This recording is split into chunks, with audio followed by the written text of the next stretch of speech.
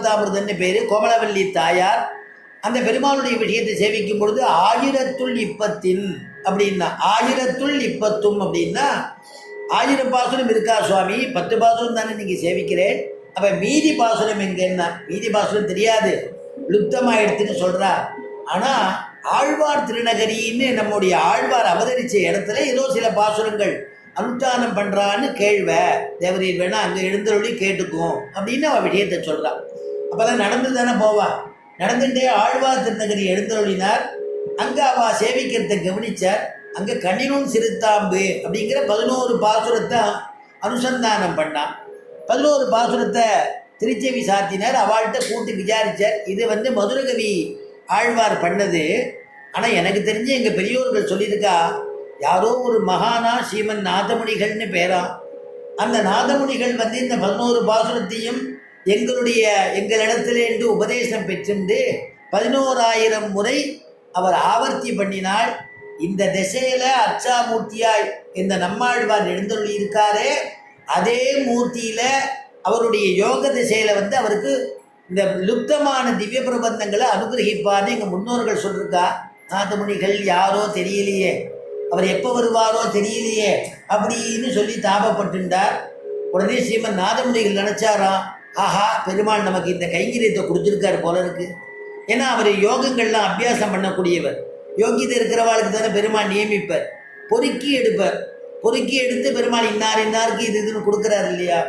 அப்போ அந்த நாதமுனிகள் நினச்சார், நமக்காக வேண்டி இந்த கைங்கரியம் பெருமாள் நியமிச்சிருக்காரு போல இருக்குன்னு அவளிடத்துலேருந்து அந்த 11 பாசுரத்தையும் உபதேசமாக பெற்றுண்டு 11,000 ஆவர்த்தி அதை ஜபிச்சு அனுஷ்டானம் பண்ணின உடனே எந்த அர்ச்சா திசையில் சுவாமி நம்மாழ்வார் எழுந்தருளி இருக்காரோ அவர் யோக திசையில் அந்த ஆச்சரியமாக ஸ்ரீமன் நாதமுனிகளுக்கு திருவாய்மொழி பூர்த்தி, அவர் பண்ணதான பெரிய திருவந்தாரி, அவர் பண்ணதான திருவிருத்தம், அவர் சுவாமி பண்ணதான திருவாச்சரியம், தன்னுடைய பிரபந்தங்கள் எல்லாம் கொடுத்து, அதுக்கப்புறம் நாச்சியார் திருமணி என்ன, முதலாயிரம் என்ன, திருமங்கையாழ்வார் பண்ணது என்ன, அத்தனை சீசூக்தி ஆழ்வார்கள் பண்ண எல்லா திவ்ய பிரபந்தத்தையும் அனுகிரகிச்சுட்டாராம்.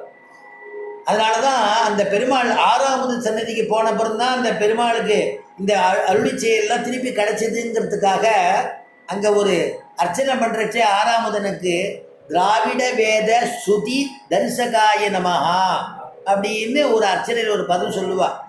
ஏன்னா திராவிட வேதத்தை அந்த ஸ்ருதியை எங்களுக்கு காண்பிச்சு கொடுத்தீரே அப்படின்னு சொல்லக்கூடிய ஒரு அர்ச்சனையை சொல்லுவா. அப்படி நமக்கு திருப்பி கொடுத்தவர் யாருன்னா ஸ்ரீமன் நாதமுனிகள் சுவாமி நம்மாழ்வாருடைய திருவாக்க மறுபடியும் கொடுத்தாராம். அப்படி நம்மாழ்வாரை கொண்டாடப்பட வேண்டியவர் அப்படின்னு ஆச்சரியமாக சொல்கிறா.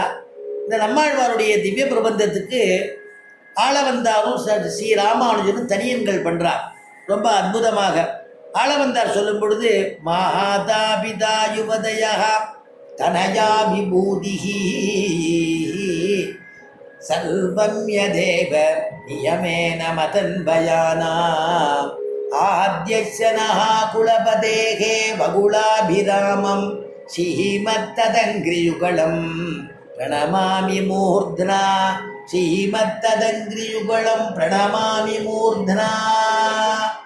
எப்படி நம்ம பெருமாளை அம்மாவும் அப்பாவும் நீந்தான்னு சொல்கிறோமோ இந்த மாதிரி இங்கே சொல்கிறார் ஆச்சரியமா. ஸ்ரீ ஆளவந்தார் மகிழம்பூர் சாத்தின்னு இருக்கக்கூடியதான அந்த வகுள மாலையை சாத்தின்னு இருக்கக்கூடிய வகுளாபரணன், தாமரை போன்றதான திருவடி, ஸ்ரீ வைஷ்ணவத்துவமுடைய திவ்யமான திவ்யமான திருமேனி, ஆச்சரியமாக நிறைஞ்சிருக்கக்கூடியவர், வைஷ்ணவருடைய குலபதியாக இருக்கக்கூடியவர், தலைவராக இருக்கக்கூடியவர், அவர்தான் எனக்கு தாய் தந்தை எல்லாம் அவர்தான் அப்படின்னு ரொம்ப அற்புதமாக அனுகிரகிக்கிறார். ராமானுஜர் அவர் ஒரு தனியின் அனுசந்தானம் பண்ணுறார். இந்த பெரிய திருவந்தாதியில் சேவிக்கிறோம். அது முந்துற்ற நெஞ்சே முயற்றி தரித்துரைத்து வந்தித்து வாயார வாழ்த்தியே சந்தமுருகூரும் சோலை சூழ் மொய்பூம் பொருணல் குருகூரன் மாறன் பேர் கூறு முந்துற்ற நெஞ்சே. நெஞ்சுக்கு ஆணை பிறப்பிக்கிறாராம். மனசே நீ எங்கெங்கேயோ போயின்னு இருக்கிய, பெருமாள் இடத்துல நல்ல விஷயங்கள்ல நீ போகப்படாதா, அதனால் ஓ மனமே நீ அங்கே போகணும். எப்பேற்பட்ட விஷயத்தில் போகணும் தெரியுமா? ஆழ்வார் இடத்துல போ, அவருடைய பாசுரங்கள்லாம் விஞ்ஞாபிச்சு அந்த மனசில் கிரகிச்சுக்கோ. அந்த மனசில் கிரகிச்சுண்டு அது வாய்ப்படைத்த பயனா நீ நீ சொல்லு. இந்த பாசுரங்கள்லாம் நீ சொல்ல முயற்சி பண்ணு. இப்படி எல்லாம் பண்ணு. சந்தமுருகூரும் அந்த சந்தன சோலைகளில் பெருகுகின்றதான ஆச்சரியமான தாமிரபரணி, அந்த தாமிரபரணி நதி தீரத்தில் இருக்கக்கூடிய திருக்குறுகூர் நகருக்கு தலைவரான இந்த நம்மாழ்வாருடைய திருநாமங்களை சொல்லு அப்படின்னு